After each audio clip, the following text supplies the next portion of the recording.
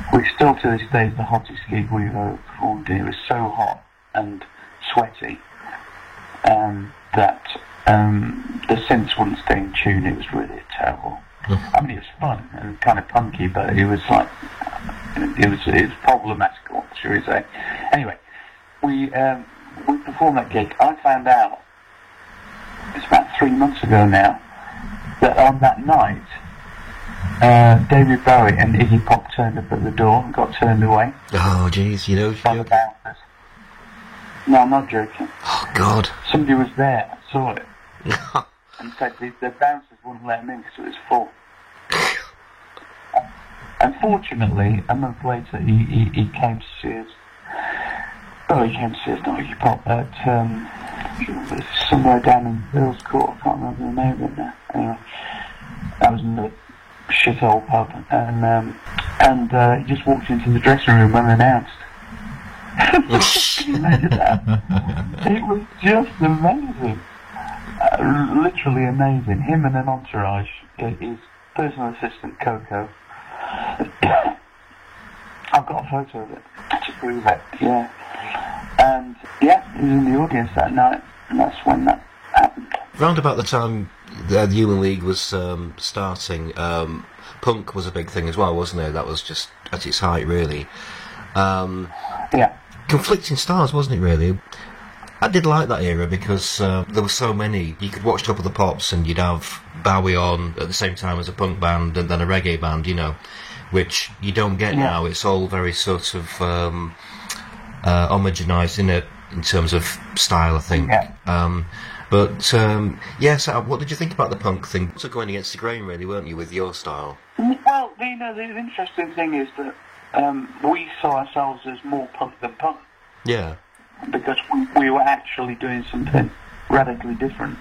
Whereas we saw punk, because of the age we're a couple of years older than most of the people who got into punk. And to them it was brand new. To us, we'd grown up through glam and things like New York Dolls. Yeah. And the kind of New York punk scene, which, you know, we loved. And then, so when the British punk came along, there were some fantastic bands. My personal favourite was The Damned, but and we were all punks for about 3 weeks. we tried it on like a pair of trousers, but a pair of bondage trousers. But we soon got bored of it because really we thought, well, if you want to do something radical, it's just like, it's rock and roll, really. Yeah. Isn't it? Mm. I mean, it's the same old.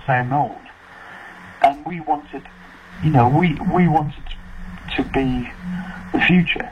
Yeah. You know, so that's the only way we could do it. So we set ourselves a manifesto, basically, which is no guitars. And no songs about love. Well, not overtly about love, anyway. We weren't allowed to use the word love. And, or sex, or, you know, any analogues. So, that's what we did. It was like a kind of, it's kind of like an artist going, you know, it's like Eve Klein going, I'm only going to use blue for a bit. Yeah. You know, that's how we saw it. We said, we've always been big fans of a restricted palette. Yeah. Makes you more creative. And the opposite is true nowadays. You've got an unlimited palette, to all intents and purposes, so you end up with option paralysis. And it's very hard to create a kind of zeitgeist of an understanding of a kind of what's the word? Of a kind of. It's very hard to tap into the general feeling of what is popular, and then do an incremental twist on it now, because there's so much stuff that's just got no flavour at all. Yeah. You know, there are no trends anymore, are there, really? No. It's just one great big homogeneous soup. With a few exceptions. There are some exceptions, but... so anyway, back in the day, it was like, you know, everybody, it's a cliche, but everybody used to sit around watching Top of the Pops every week, and that would be the kind of bellwether for where things were going on a national basis. So yeah, that was it. So we wanted to be, carve ourselves a niche out that was different to everybody else. So really, we saw ourselves at the time as being electronic punk, not post-punk, electronic punk. Well, I'm sort of the punk, because punk was trying to strip things down and you were trying to build things up, weren't you? No, we were pretty minimalist. I mean, the first... In terms of technology, in terms of technology, you were sort of building on the past, that's... Oh, yeah, I see what you're saying, yeah. Yeah, but on another... looking at it a different way in terms of minimalism, we only had 2 synthesizers. And a microphone and a tape recorder. That was it. Until we got signed with a proper record label, and then we moved into the multi-track territory. But our writing tools were that. We wrote the whole of the demos for Luxury Gap on an Akai keyboard with a Porter Studio built in. Wow. We literally wrote Let Me Go, Temptation, Come Over With Me on a kind of cheesy, it was like, I suppose it's like a kind of, Neanderthal version of a digital audio workstation. Yeah. But again, the limitations made you do things in a different way, because you only had a limited number of sounds, so you had to focus on the actual impact of the chordal sequences, melodies, because the sound weren't very impressive. So, it's really weird now. It's totally different. So what happened in Human League? Because you split to form Evan 17, didn't you? Yeah. I'll just turn up at our studio one day, and our manager was there and said, "We're throwing you out of the band, Martin." Really? Yeah. And I'm going, why? Of course, I was, gobsmacked. Yeah. No warning. And it turned out, in the fullness of time, that it was all a fait accompli, contrived by our management and the record company to try and get 2 bands for the price of 1 from the Metro. Ah, I see. With my mental resilience as the collateral damage. But it's alright. I just converted it into anger and creative energy, so it's fine. So, what would you say was the difference between the styles of the bands between Human League and Evan 17? Oh well, completely. Well, as soon as formed Evan 17, the first thing I did was ring up Glenn, because we've been friends before I met Phil, and had Glenn not moved down to London to find his fortune about 3 months before we formed the Human League, he would have been the singer of the original Human League. And so it seemed kind of ironic that he agreed to be. He just moved back to Sheffield, so it was perfect, right? It was like fate. So he said, right, and then we had to look at, I decided to forming a band called Evan 17 anyway. I thought, fuck it, let's do it. And thought, how can we make this different and better than the Human League? And said, well, number one is, we're all big fans of, we had an honest look at ourselves and did a stock take. When we're all, what do we do with our time? What are our, what do we really enjoy in the music that we listen to? And we were just parking to loads of, black American import dance records. So I thought, well, why don't we make something like that? Even if we can't do it properly because we don't have the expertise, at least what comes out will sound interesting if we're aiming for that. Mm. And the key to it all was finding John Wilson, the bass player, and guitar player, who was just a genius. And that led to the sound of the first Human League album. Heaven 17 album, and so all bets were off. We could now use bass and guitar. We could use real drums if we wanted, but we preferred the sound of the new Lindrum drum machines because it sounded more kind of futuristic, and I could program it as well, so it's even better. And then developing it further on for the second album was introducing, orchestras and stuff, which none of this we could have done with the Human League because it's the exciting part of the restriction had kind of just gone on a bit too long. It just become too repetitive. Yeah. For instance, give me an example. I love Kraftwerk, right? And I've seen them several times. But it is now a fantastic pony, but it is a one-trick pony. Yeah.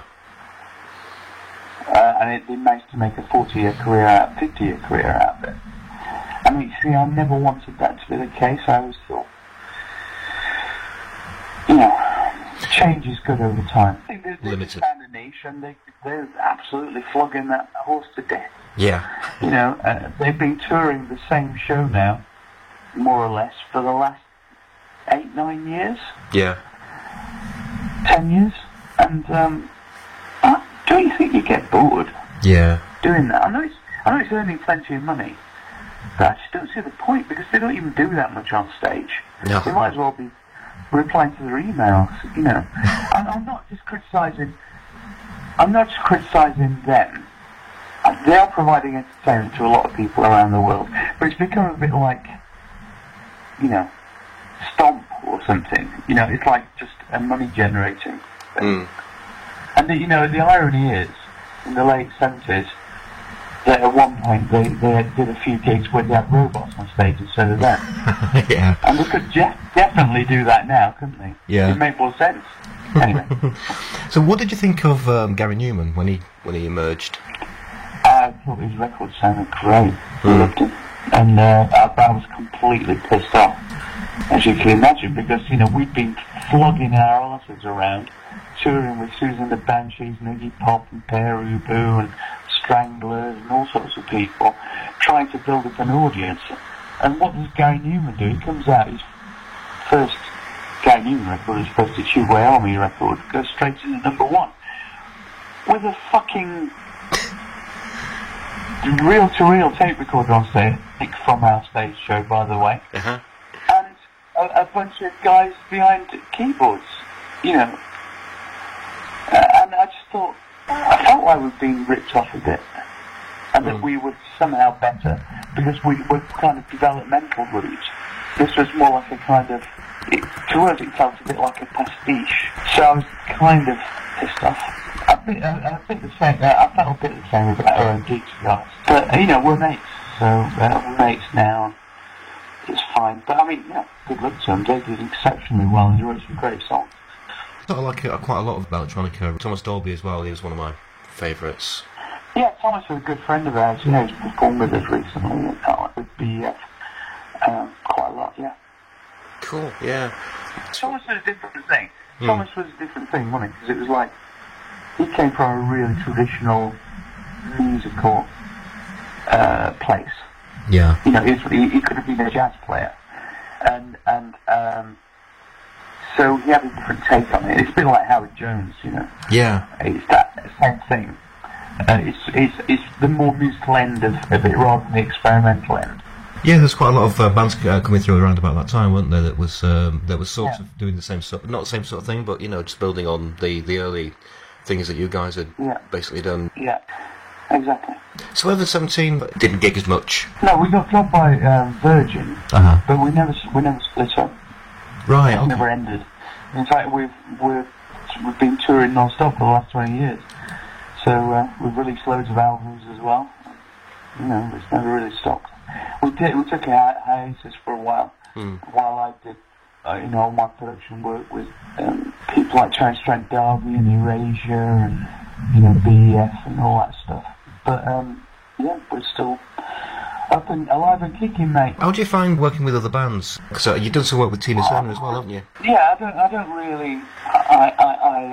Not really super keen on working with bands. There's always too much politics involved. Yeah. The drummer hates the fucking guitarist, and his cliques and all that. So I can't be doing with it. So I made a decision quite early on just to work with solo artists, and put together bands around them, or musicians around them, and do the more kind of traditional interpretation of what producers should do, which is more like a kind of producer arranger, more like the 60s version of a producer. Yeah. Or Rick Rubin or something like that. I'm more of an auteur type. Right. Which is so it's very easy to plug individual singers into a certain style, which I create from scratch. Well, Tina Turner, she'd been off the boil for a while, hadn't she? What did you bring to the sound that was different? A respect for the original kind of soul context that she grew up in. Yeah. Which she kind of turned her back on a bit. She was more interested in. She saw being rock and roll as being more kind of future facing than soul, because she grew up with soul. Mm. And I when I first met her, I said to her, look, you've got to. She didn't have a record contract. I said to her, you've got to nail your legacy as being one of the greatest soul singers that ever lived. Mm. And I think you should do the first BF album we did, All the Confusion, which was very futuristic sounding, very electronic, and she loved it. And then she asked me and Glenn to write a couple of songs for Private Dancer, and we didn't have time because we were doing a luxury gap at the time. Mm.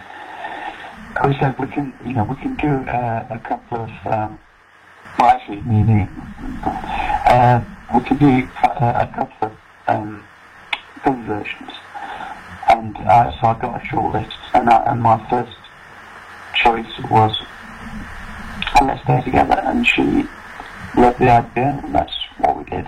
Mm. And that was the biggest selling 12-inch in American history when it came out. Blimey, wow. And then I knew that she liked David Bowie. She was friends with him. I said, and we were putting out an album. It was about to come out in the year 1984. I said, wouldn't it be nice to do a version of 1984? Mm. Which is, what she does is quite filmic anyway.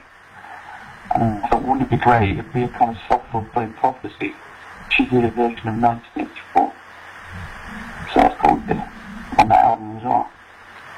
Yeah, it's really good stuff. A bit of a change from the stuff she'd just done previously, which I liked. It brought it, forward a little bit, didn't it? The style and stuff, but backwards as well. Well, she got the only way that she could learn music was by touring the Proud Mary kind of show, with the dancers and stuff. And it was fantastic, by the way. I saw it. Mm. And but she kind of got locked into a loop where all that happened was the record companies were looking at the show and going, "This is great." And it's nice that she's making positive money performing live. It's not saying anything to a new audience. Yeah. So hence she needs a new audience, and that's where we came in. So you collaborated with Vince Clarke as well, didn't you? Yeah, we're still very good mates. I did I Say, the album, which was their biggest selling album in America. Ever. Always with the single from it, which was #1 in print. So we both really. So how did you work together? Because I always thought, you're obviously very creative, he's very creative. Were there any overlaps? No, lots. We not met until that point, and actually Daniel Miller would contact me and said, I didn't realise you did production. I said, what? I did 110% Derby and all these people, and you've only just realised. And if I didn't know, we'd have told you to do some erasures before. Because Vince is a producer himself, right? He really doesn't actually need anyone else, but he enjoys the collaborative process. So, hence he always has a co-producer do the erasure stuff with him. Because Andy doesn't really sit in the studio and produce with him, he does the top line stuff. Yeah. And they have to do it remotely as well. So they only kind of come together when they actually record it, record the vocal. So I'll vocal. So I think Vince finds it a bit lonely on his own in the studio, just being a genius, you know. So he claimed to me, when we eventually did get to work together, he claimed to me that it was Being Boiled that was the turning point for him. Because before that, he was basically a kind of guitar playing, happy clapper, got God. He was almost like a folk writer, folk song writer. And he was, when he heard Being Boiled, he thought, I want to do that. So like my different moments of Kraftwerk and his was us. So that's quite flattering, I think.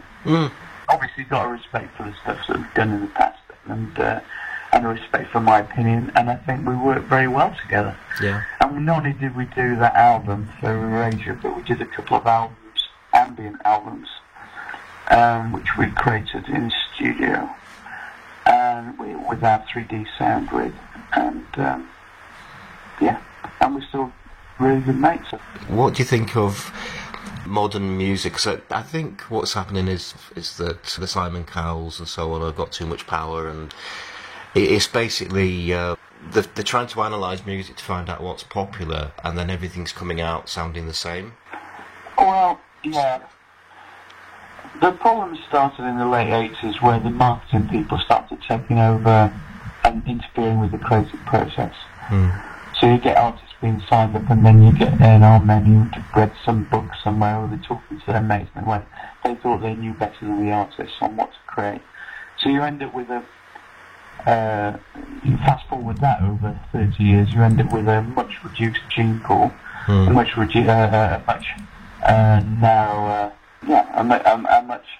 narrower ecosystem of ideas. Yeah. That is, I mean, they don't. An A&R department doesn't really exist anymore in major labels. It's all metrics and demographics and profit and loss projections, and there are very few companies that run on gut instinct anymore.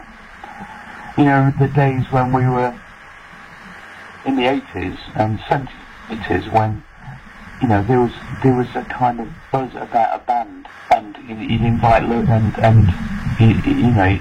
you'd invite a few A&R men down, and then every A&R man would turn up, like it was a small world, and they'd get into a bidding war, and all of a sudden there's a vibe about this amazing band. That shit happens less and less now. It's all, how many followers have you got? Yeah. No, I'm not even being. It's not cynical. This is how they actually do it. Yeah. They sit in an office all day, analysing what the existing market is for these bands. And so the corollary of that is that anybody who's exposed on television, radio used to be the big thing. That's not so relevant now. Because of the atomised nature of the way that people consume music on different channels, but and charts are virtually irrelevant now as well. So really, something that does appeal to the general public. Say somebody played something on the guitar on Celebrity Big Brother, that would stand more chance of getting signed than the most talented equivalent of Stevie Wonder. Yeah. So that's why you end up. It's an extreme example, but that's why we end up where we're at. And I must say that I worked for Simon Cowell before Pop Idol and all, before he was on television, and it was exactly the same. Yeah. I mean, he basically used to say he was one of the vanguard of that new. It's just marketing. That's all it is. Yeah. Their content isn't so important. And basically they'd sign acts on the cheapest possible terms, and then just mould them into something that they thought the public wanted, based on an incremental difference from something that's already made a load of money. Yeah. And so I did a production for him, this young band, and we did a really good job on it. Never even got released. So that's why you end up where you end up. And It's, I personally despise it. Yeah, I do as well. Yeah, it's like what you said as well about there's no movements anymore, and I'm sure that there's. I mean, nothing's allowed to be underground anymore either. Yeah. Everything that is of any slight interest immediately. Let me give you an example, right? When Everything first came out, must be 10 years ago now, I thought they were fantastic. I thought, if these guys had happened in the